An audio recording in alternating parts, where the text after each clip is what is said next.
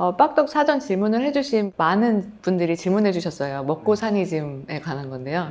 지금 코로나19가 심해져서 많은 분들이 경제적 타격을 입으시면서 힘들어 하시는 분들이 많잖아요. 근데 예술계는 특별히 더 그럴 것 같아요. 왜냐면 사람들을 모아서 뭔가 공연을 하거나 행사를 해야 되는 부분들이 있어서 그렇게 어려움을 겪으시는 분들께 조언을 해주실 수 있을까요? 지금 뭐 초유의 뭐 스페인 독감을 기준으로 한다면 거의 100년 만에 우리 인류가 이런 거대한 또 도전을 지금 맞이하고 있는데요. 글쎄요, 제가 어떤 말을 드리면 좀 위로가 될 수 있을까요? 사실 저는 미술사 학자라고 말씀을 좀 드렸고, 제 전공으로 가장 많이 들여다본 시대는 르네상스라는 역사 시대입니다. 멋있죠, 르네상스. 뭐 15, 16세기 유럽 문화가 전 세계의 지배적인 문화가 될 수 있는 기틀을 마련한 게 바로 르네상스라는 시기인데요. 르네상스라는 시기 직전에 무슨 일이 있냐면 지금보다 더 끔찍한 전염병이 유럽을 강타합니다. 그게 바로 뭐죠? 흑사병입니다. 우리가 플레이그라고 하는 아주 전대미문, 그리고 지금 우리가 코로나의 치사율이 뭐 5%다, 10%다 하지만 이 흑사병은 치사율이 그 당시 기록으로 놓고 보면 99.9%예요. 걸리면 죽는 그런 무시무시한 전염병이었고, 이 전염병에 의해서 크게 보면 유럽 인구가 1억 정도로 놓고 보면 5천만이, 절반이 죽습니다. 뭐 피렌체 같은 경우 도시 자체가 완전히 붕괴하게 되는 게 중세 흑사병인데요. 이거를 이렇게 말씀드릴 수가 있는데, 흥미롭게도 그 흑사병의 결과가 바로 르네상스다라고 볼 수가 있습니다. 역사가 결국 인간의 미래를 아는데 또 하나의 기준이 좀 되기도 하는데요. 분명한 거는 계속 나쁠 수는 없습니다. 역으로 계속 좋을 수도 없죠. 그러니까 호황 끝에는 뭐가 오냐면 불황이 오는 거고요. 불황 끝에는 뭐가 오냐면 호황이 오는 게 역사의 교훈입니다.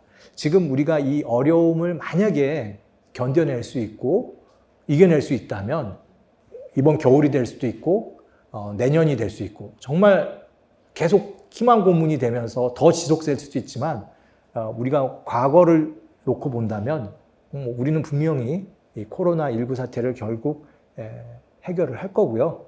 해결을 한 다음에는 그야말로 낮과 밤이 바뀌는 것처럼 또 하나의 발전의 계기가 올 것 같습니다. 뭐 지금 우리가 이렇게 힘들더라도 분명한 거는 그야말로 이 불행 끝에는 행복 시작이 올 수 있는데 제일 중요한 거는 결국 그때까지 살아남고 준비하는 시간이겠죠.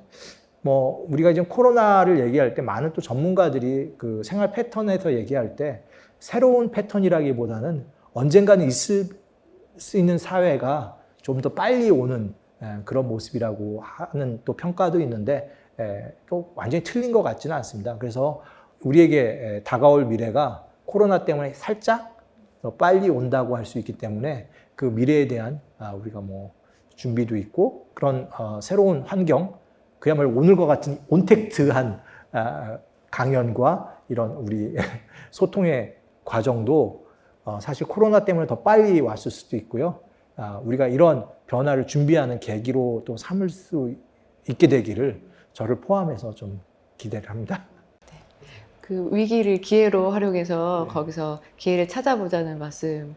네, 근데 혹시 그 흑사병을 겪었던 사람들이 어떤 마음가짐이나 어떻게 그 변화를 이겨낼 수 있었을까요? 사실 의외로 인간이 엄청난 충격을 받게 되면은 예측 불허로 행동을 하게 됩니다.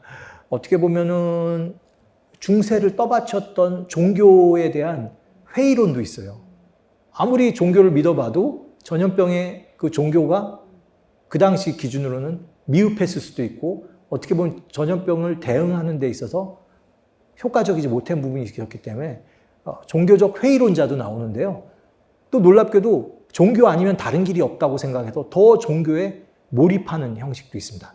또 분명한 거는 이런 것을 계기로 해서 그야말로 다른 방식의 생각을 하는 소위 새로운 상황에 맞춘 근대인들이 등장을 하는 그런 계기가 되기도 하죠. 뭐 과학이라든지 여러 의학이라는 것들도 확실히 흑사병 이후에는 좀 더 한 단계 도약하는 그런 계기가 흑사병을 통해서 만들어졌다고 볼 수도 있습니다. 그게 기존에 정말 진실이었다고, 진리라고 믿어왔던 그런 것들이 다 관념들이 무너지면서 이게 아닐 수도 있구나, 우리가 가고 있는 길이 아닐 수도 있구나 하는 생각으로 이제 턴을 하면서 새로운 길을 모색했던 거죠. 그렇죠. 그래서 우리가 지금 막 재택근무를 하고 뭐 온택트 이렇게 또 변화한 것처럼 그렇죠. 저희 빡독도 사실 한 공간에서 120분이 함께 빡독을 하던 행사였는데 온라인으로 전환되면서 많은 분들이 해외에서도 참가를 하고 계시거든요. 그래서 새로운 환경이죠. 예, 깊이가 조금은 얕아졌더라도 더 넓게 많은 분들이 참여하실 수 있고, 저희는 코로나가 아니었다면 이런 위험 부담을 감수하지 않았을 거고 시도하지도 않았을 것 같아요. 그래서 그런 부분들이 다른 분들에게도 좀 영감이 되셨으면 좋겠습니다. 혹시 그런 사례 같은 거가 혹시 있을까요? 이 중세에 쓰여졌다고 하기에는 너무나 황당한 정도로 좀 어떻게 보면은 너무 기괴한 이야기, 아니면 성적으로 너무 노골적인 이야기가 담긴 책이 있는데요. 어떻게 보면 중세 문학에 두 개의 그 금자탑이 있다고 합니다. 하나는 단테의 신곡, 또 하나가 이제 보카치오가 쓴 그 데카메론이라는 책인데요. 이 데카메론이라는 책이 언제 쓰여지냐면은 바로 흑사병이 오니까 사람들이 처음에는 이걸 대응하려고 했지만 결국 대응해봐야 소용이 없고 유일하게 할 수 있는 것은 이 상황에서 도망치는 겁니다. 결국 그때도 흑사병이 도니까 사람들이 뭐를 하냐면 소셜 디스턴싱을 하는 거죠. 그래서 피렌체에 있는 여자, 남자 10명의 사람들이 근교의 피에졸라라는 곳에 가서 2주 동안 격리를 하게 됩니다. 2주 격리 맞네요. 그러면서 주말은 빼고 주중에 5일씩 10명이 하루에 한 꼭지 이야기를 풀어넣은 게, 그래서 통 이야기 안에 데카메론 안에는 100개의 이야기가 하루에 10개씩 들어가 있습니다. 이야기 하나하나는 굉장히 어떻게 보면 다이나믹한데요. 천일야화가 아니라 이거는 100개의 이야기로 축소된 그런 이야기인데, 여러분이 보시면 아마 흑사병이 어떻게 이렇게 이런 이야기로 변화되었는지 이렇게 좀 보실 텐데요. 옛날에는 사실 제가 그 데카메론을 읽으면 감이 잘 안 왔어요. 왜 이런 황당한 이야기를 썼을까 하는데, 그 앞에 뭐라고 써 있냐면, 서문을 다시 읽어보니까 사회적 거리두기를 하다 보니까 너무 무료해서 특히 그 남성들은 밖에도 다니지만 그 당시에는 여성들은 더 갇혀 있어야 되기 때문에 이분들의 스트레스를 달래주려면 이야기가 조금 더 자극적이어야 한다고 그 보카치오가 서문에 쓴 부분을 읽으면서 약간 웃었습니다.